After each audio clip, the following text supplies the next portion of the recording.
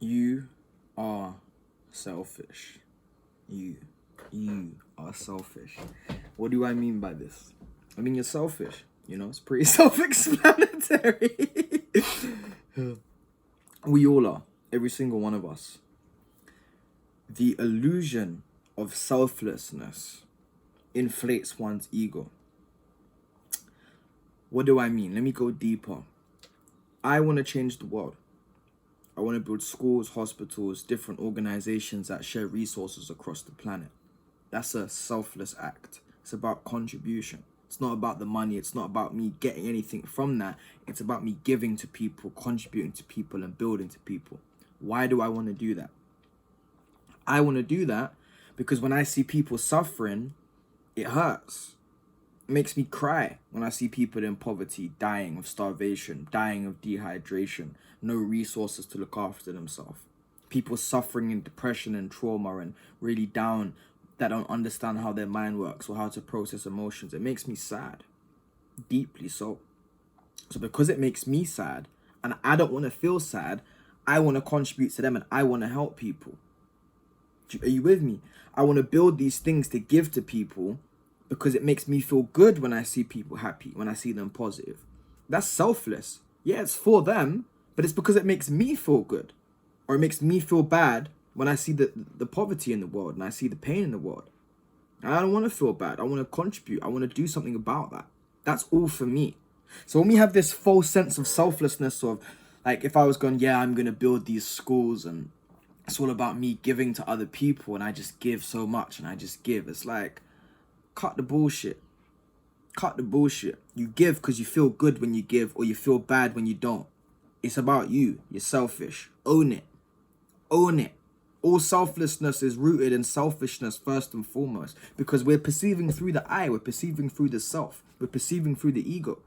Often we go in relationships and we say, I did this for her. I did that for him. I did all these things for this partner. I did so much and they don't do these things for me and I don't get this from them and I'm so hard done by. I'm not mocking you. I'm teasing, right? Teasing. And I've been there myself. And really, in reality, yeah, we did all of these things, but why? Because we wanted something back.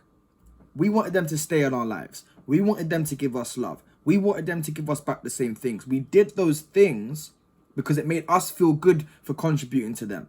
Or we felt bad by not contributing to them. But it was all about us. It's all about you when you really break it down. Forget, I gave to so many people and now they should do this for me. It's like, no, you did that for you. You wanted something. What did you want? What did you want from them? What did you want them to give back to you? Love, compassion, understanding. What did you want to not feel? Guilt? You didn't want to feel guilty for not doing your responsibilities or not doing certain things, or you didn't want to feel bad in some kind of way, or you wanted to feel good for giving, but just own the fact that you was doing all of that for you. Because when you try and act selfless in that sense, you're building up a false sense of humility and strength within the ego of, yeah, I'm so humble, man. I'm just as humble as pie. And you're not as humble as pie. You know what I mean? And then you'll develop authentic humility. I try and exercise humility as much as possible whilst recognizing my own greatness as a being. I'm amazing, right? But everyone is equally as amazing. Everyone has the same potential for the same gifts, and everyone is amazing as divine beings of God. So when I recognize my own amazingness, that doesn't mean I'm any more amazing than you. It just means I know I'm amazing. Simultaneously, I do my best to exercise humility all of the time, mixed with the self-love, and keep myself humble. Humble to God. Humble as a spiritual being. Humble that I'm operating through an ego. Humble that I'm truly selfish and my selfless acts are more forms of selfishness. I try and exercise humility in these ways. So there's a difference between being truly humble and being fake humble. Fake humble isn't, oh no, I'm just an average dude, man. I've got nothing special about me, and you know, like I'm just here doing my thing and I give to so many people. That's a false humility. You're selfish. Don't try and come at me with that nonsense. Don't do it. You see through that nonsense when you wake up to certain perspectives and on a certain level, right? True humility is, I'm a divine being of God. I'm blessed to be here. I appreciate every moment. I love the gifts people give to me. I contribute to others because it makes me feel good. And I want to love and I want to contribute and I want to give. And I do my best to exercise that. Again, I'm not perfect. I'm not amazing. That's why I say I do my best. Even that's me trying to exercise humility. Imagine if I was like, yeah, I'm humble. I'm humble. I'm as humble as pie. You know? So yeah, I say this with love and compassion, and I'm teasing this a little bit to just tickle the ego. And if it hurts, that means there's some part of this that resonates on a certain level in a bit of yourself that you don't want to really reflect on.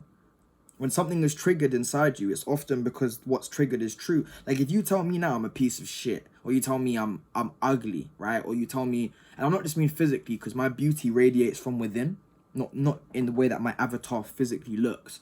Or if you tell me that I'm not good enough, or if you tell me that I'm a nasty behaving person, it's like I'll just laugh in your face, because I'm like, I know I'm none of those things. I know myself. Whereas if you told me something about myself that I'm working on and it triggers some pain and I'm like, oh, that hurts, well, that makes me angry, I'm like, there's some truth here for this to be affecting me. Where is it? Where is it? Right? Where is it? And I start to reflect and I start to go within. Now, I'm not going to go too much on that because I just wanted to stick with the point of you're selfish, which we all are. We should own it, right? It's beautiful. There's nothing wrong with that. We're self-absorbed creatures because we're perceiving through the self, right? And that's okay. So I'm going to end that there on that particular topic of selfishness.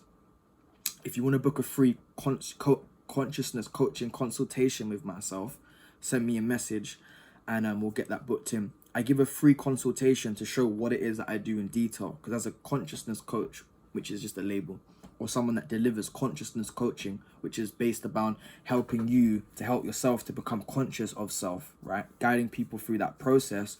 All of that is like a new process that I've created in the ways that I do things and the systems that I use. So I give a consultation to go through how it all works for free, because I'm such a nice guy and I'm so humble. You know, because I feel good when I contribute to clients and they elevate and they lift themselves up. I feel fulfilled. It's like there's no better feeling than contributing to someone and watching them grow and build. There's no better feeling than that for me personally. But yeah, if you want to have that, hit me up. Also, tune into one of my events, elevation events. You can stream it online. Get a ticket at charlesmillion.com, or if the lockdown's finished, come down to one physically, and I'm going to be touring them all across the world and going to different places and doing them as well. So yeah, just go on my website or go to my Instagram at charlesmillion and click the link in the bio and you shall see the information there. Peace and love. I love you all.